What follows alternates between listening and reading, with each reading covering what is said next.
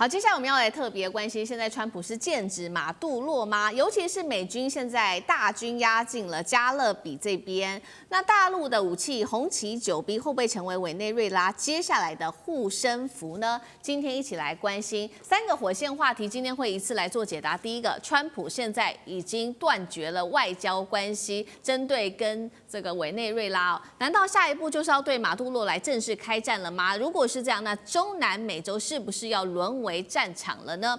另外来关心的是，确实现在可以看到美军可以说是大军压境，包括出动了他的战机、他的潜舰，还有万人大军，全部都用上了。那么中国大陆的雷达则是来做反制给委内瑞拉使用。美国在这样的状况之下，他还真的敢打下去吗？另外就是现在根据媒体的报道，马杜洛呢是盯上了大陆的红旗9B，希望能够用石油可以来换防空系统吗？如果真的拿到了大陆的红旗9B，那么美国的 F-35的优势会不会就被彻底的瓦解了？今天会一起的来做解读。我们先来持续关心，就是美国的后院中南美洲是不是会成为下一场战火？这是有迹可循的，因为川普已经最新下令了，全面暂停跟委内瑞拉所有的外交接触，也终止跟他的总统马杜洛有任何的谈话了。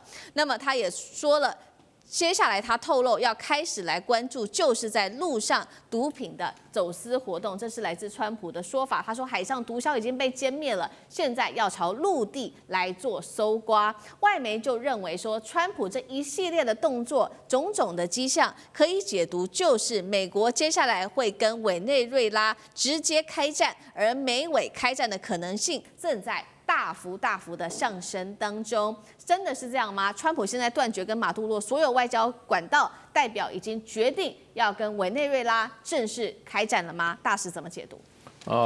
现在是已经到了快要开战阶段。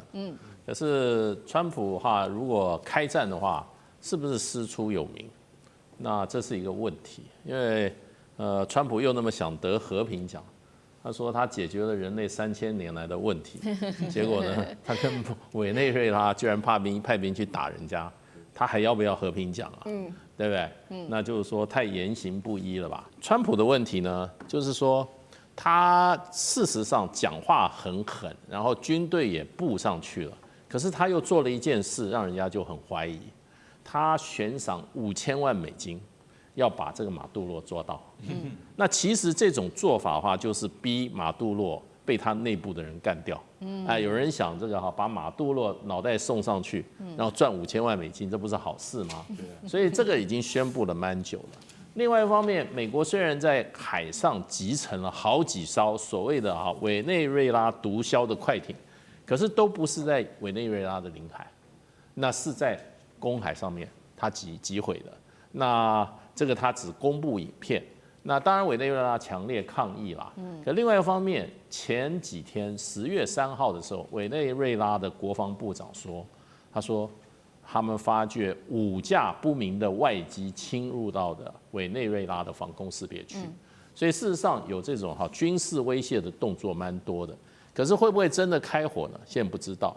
那现在他就是把他过去跟委内瑞拉政府接触的外交所谓的特使，他已经下令说，你也不要跟那个委内瑞拉政府去怎么讲去接触了，我们现在断绝外交接触。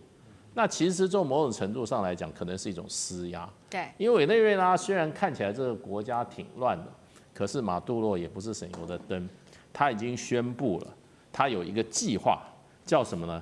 叫独立200计划。这个独立200计划呢，他已经宣布要启动284个所谓的战略部署点，284个，动员了250万民兵跟正式的军队，然后老百姓在街头已经举行了好几次反美的游行。这个展现对马杜罗政府的支持。其实我觉得美国当然是希望由压力来造成他马杜洛在国内这个失控，由美国主义的马杜洛的这个政敌来接掌这个委内瑞拉政权，这样他就可以不战而屈人之兵。那如果说不能够达到目的，他是不是真正要跟委内瑞拉的做一场军事的硬拼，那就对美国来讲应该是有一点杀鸡用牛刀，而且你的目的到底是什么？对，你的目的，那有一点让人家觉得，这个美国大欺小，那最后万一也没把马杜罗搞掉的话，那川普的面子放哪里啊？对，好，不过现在可以看到，美国跟委内瑞拉可以说是战火一触即发，非常非常的惊险之际。当然了，现在呢，大家都把自己最厉害的武器全部搬出来。先来看美国搬出了什么武器？美国呢搬出了它的多架战机，还有核动力攻击潜舰等一系列都战力全部部署到了加勒比海。这当中还包括这边提一下，MQ9死神无人机、8艘海军舰艇、1艘核动力攻击潜舰，还有它的 F-35B、F-22战机等等哦。那么另一方面还再加上了4000名的士兵，可以说这规模非常的罕见。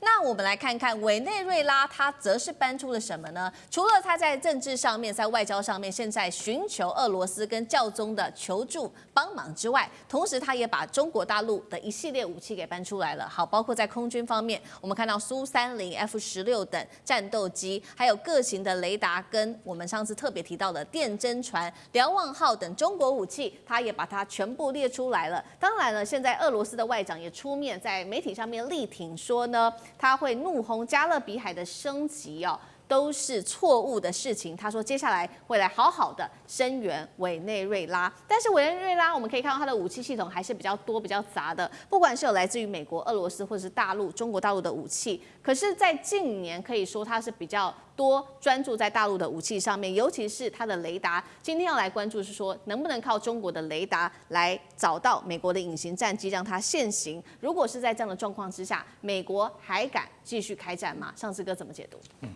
委内瑞拉之所以有那么多武器，至少跟其他国家比，没武器好很多哦。不得不说，他当年的那个很疯狂，但我还蛮喜欢的那位有这个所谓的印第安人血统的这个查韦兹，他当时花了很多钱买了各类的武器。当然那时候中国的武器还没有特别起来。当然现在眼前我们要特别关注的部分，其实还是有2个命题。第一个部分是委内瑞拉现在拥有的这个所谓的各国武器里头，包括现在全世界非常瞩目的中国武器。究竟实质有多少？我们现在刚盘点的这些东西，你要知道，中国没有证实哦，委内瑞拉军方也没有证实，而是大家在所有外界在评估、了解、看到一些相关的照片当中提取出来说，可能包括这些东西。所以，到底委内瑞拉手上现在有多少俄罗斯，包括中国的武器，包括待会可能也会谈到，大概会谈到的，包括红旗9B这样子的防空系统，其实很微妙的哦。因为这里头，所以第一个问题就是委内瑞拉到底有多少武器？有中国的武器有多厉害吗？第2个命题是，美国现在已经大军到那里蛮久的耶，待在那里也不是在做军事演习，每待1天要花很多钱呢，包括4000名以上海军陆战队，还有那么多3艘那么大就驱逐舰跟配套的，还有核潜艇，这个东西你说不打吗？到那里玩吗？所以，可是为什么不出手？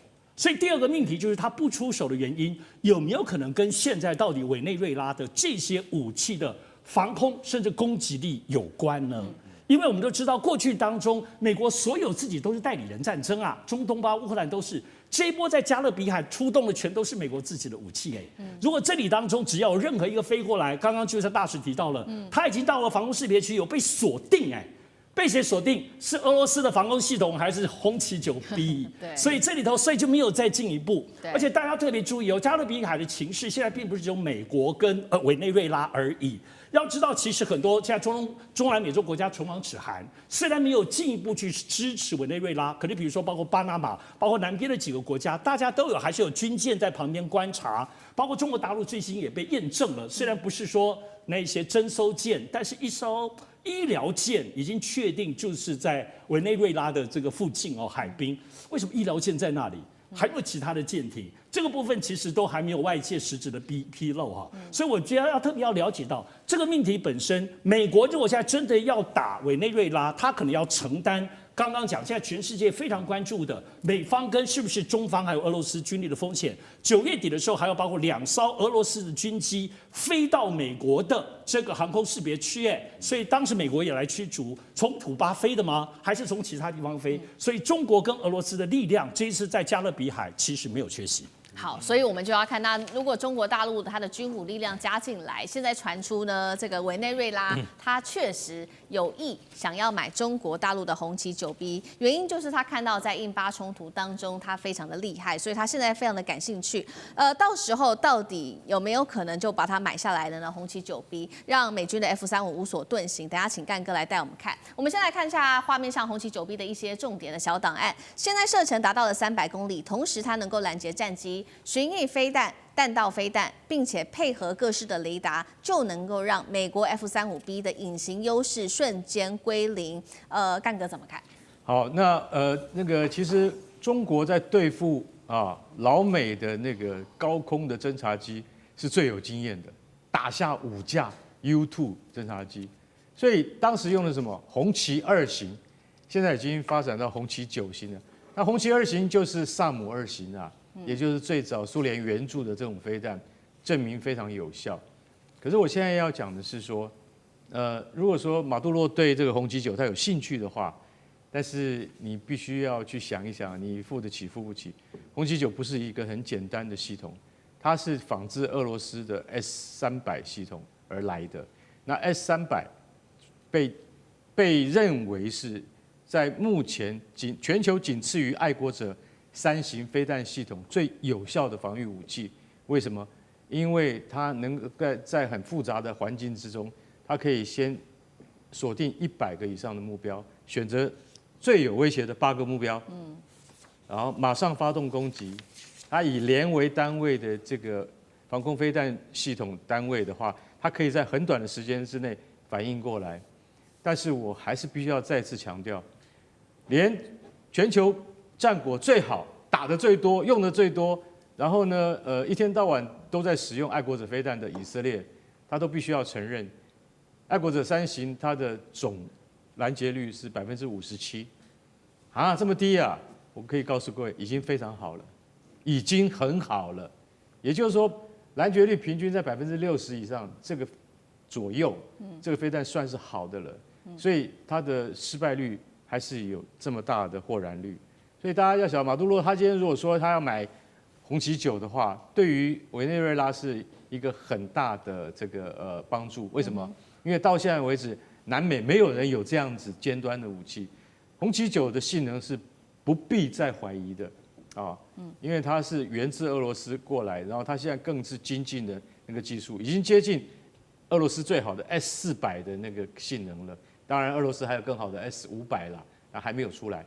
那所以说，我觉得这是一门不错的生意，就看这个马杜罗他是不是马上要做要快。为什么？可能马上就打到你的头上来了。那 F-35打过来的话，你恐怕是没有什么其他方法可以反制它。所以我在猜这个军售是不是已经在暗地之中进行。不过美国要打的话，大使刚才讲对了，这真的是我跟你讲对，你违反国际法，对，你怎么可以打你的邻居是这样的打法呢？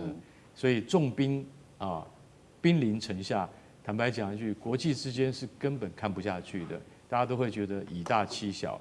其实川普你在正当性上面完全失去了国际社会的信任。好，谢谢干哥。那我们休息一下，马上回来。地缘政治、美中之争、战略价值、强权崛起、小国生存，现在与未来洞悉事件走向，掌握世界脉动，全球观点尽在环球大